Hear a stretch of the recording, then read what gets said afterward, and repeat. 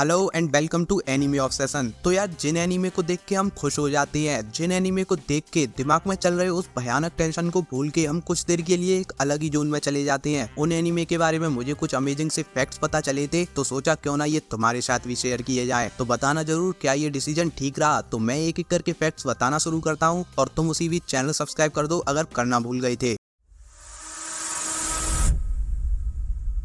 शुरू करते हैं एक नॉर्मल से फैक्ट के साथ जो शायद सबको पता होगा, लेकिन फिर भी मैंने इसलिए ऐड कर दिया जिन्हें नहीं पता उन्हें भी पता चल जाए। तो क्या तुम्हें पता है योर नेम, जो लगभग सबकी फेवरेट होती है, मेरी भी है क्योंकि ये पहला एनीमे था जो मैंने देखा था। ये फिल्म जापान की आज तक की 3rd हाईएस्ट ग्रॉसर है, लेकिन मजे की बात ये है अगर मेकर्स चाहते तो योर नेम जापान की नंबर 1 हाईएस्ट ग्रॉसर भी हो जाती। और ऐसा क्यों? क्योंकि मेकर्स ने इस फिल्म की मार्केटिंग करना ही जरूरी नहीं समझा था, और इसकी वजह थी फिल्म के डायरेक्टर मकोटो शिंकाई, जो अभी एनीमे की दुनिया का बहुत बड़ा नाम है, लेकिन उस टाइम पर माहौल थोड़ा गड़बड़ चल रहा था और इसकी वजह थी मकोटो शिंकाई की फिल्म गार्डन ऑफ वर्ड्स। ये मूवी मकोटो शिंकाई ने काफी अच्छे खासे बजट के साथ बनाई थी, इस उम्मीद में ये फिल्म बॉक्स ऑफिस पर कुछ बड़ा करके दिखाएगी, लेकिन गार्डन ऑफ वर्ड्स ये करने में फेल रही, जिसका असर पड़ा योर नेम पर। इस मूवी के प्रोडक्शन हाउस ने इसका बजट कम कर दिया और जब ये मूवी रिलीज के लिए तैयार हुई तो उन्होंने इसकी मार्केटिंग करना ही जरूरी नहीं समझा, ये सोचकर जब इतने बड़े बजट की movie garden of words he fail रही तो योर नेम ही क्या कर लेगी। तो जब मार्केटिंग ही नहीं हुई तो ये मूवी दुनिया भर में पहुंच ही नहीं पाई और उसका सीधा असर पड़ा इसके बॉक्स ऑफिस पर। वैसे इस लिस्ट में 11th पोजीशन पर डोरेमोन की मूवी है।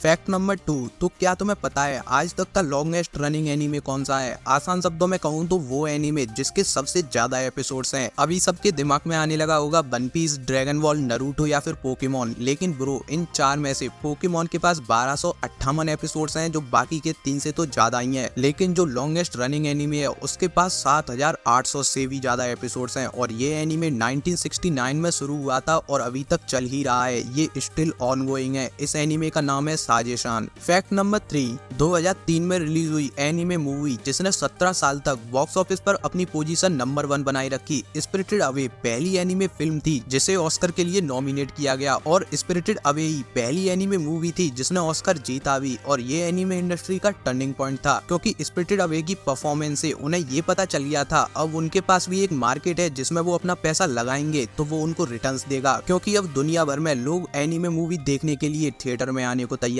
थे। फैक्ट नंबर 4, क्या तुम्हें पता है अटैक ऑन टाइटन एशिया का सबसे पॉपुलर एनीमे है? लेकिन एक कमाल की बात बताऊं, फैक्ट ये नहीं था एशिया का पॉपुलर एनीमे कौन सा है, फैक्ट ये है एशिया के पॉपुलर एनीमे में जिन टाइटन्स को तुम देखते हो उन टाइटन्स को क्रिएट करने का आइडिया कहां से आया। अटैक ऑन टाइटन्स के क्रिएटर हाजिमे इसायामा की थिंकिंग क्या थी टाइटन्स को डिजाइन करने के पीछे? तो हाजिमे ने अपने एक इंटरव्यू में बताया था उन्हें टाइटन्स का आइडिया जब आया था जब वो एक इंटरनेट कैफे में एक ड्रंक कस्टमर से डील कर रहे थे। वो क्या कह रहा था उन्हें सिंगल वर्ड समझ नहीं आया, लेकिन उसके बोलने के तरीके और बिहेवियर को देखते वक्त उन्हें रियलाइज हुआ इस दुनिया का सबसे भयानक क्रिएचर इंसान ही है, और उस आदमी के ओवरऑल बिहेवियर को कंसीडर करते हुए उन्होंने टाइटन्स को क्रिएट किया। और हाँ, इस फैक्ट को हम ऑसम तो बिल्कुल नहीं कह सकते, अगर तुम गहराई से सोचो तो ये काफी दुख की बात है। फैक्ट नंबर 5, ये बात तो हम सबको पता है एनीमे मार्केट दुनिया में अब बहुत तेजी से बढ़ रहा है, और प्रेडिक्ट किया गया है अभी जो एनीमे मार्केट की वैल्यू $21 बिलियन की है वो 2030 आते आते बढ़कर $50 बिलियन तक पहुंच जाएगी। और तुम्हें इन फिगर्स को अगर रुपीस में कन्वर्ट करना हो तो मैं तुम्हें बता दूं $1 बिलियन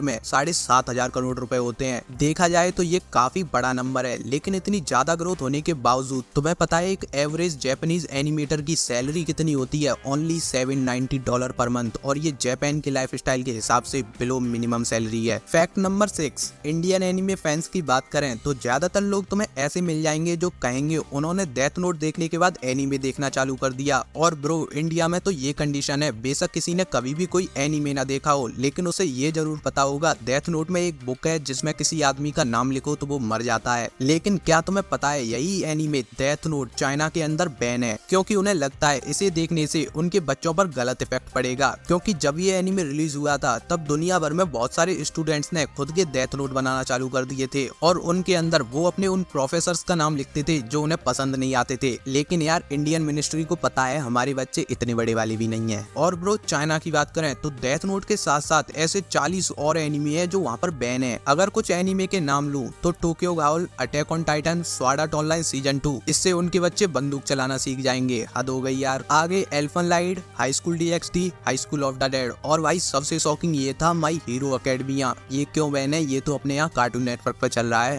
फैक्ट नंबर 7, अगर तुम्हें स्पोर्ट्स शोज देखना पसंद है तो तुमने वर्ल्ड का most popular sports anime haiku तो देखा ही होगा। इस एनिमे के क्रिएटर हारुची फुरुदाते ने अपने एक इंटरव्यू में बताया था उन्होंने ये एनिमे इसलिए बनाया था जिससे जापान में लोग वॉलीबॉल को पसंद करने लगे, क्योंकि हारुची को वॉलीबॉल काफी कूल लगता था। और मजे की बात, वो अपने इस मिशन में कामयाब भी रहे, क्योंकि जैसे ये एनिमे रिलीज हुआ जापान के स्कूल्स में वॉलीबॉल के क्लब बनना शुरू हो गए थे। अगर तुम सोच के देखो तो ये काफी बड़ी बात है। मिलते हैं अगले वीडियो में, तब तक के लिए बताओ तुम्हारा फेवरेट फैक्ट कौन सा था और क्या आगे भी ऐसे वीडियो देखना चाहोगे, और वीडियो को लाइक करना ना भूलें।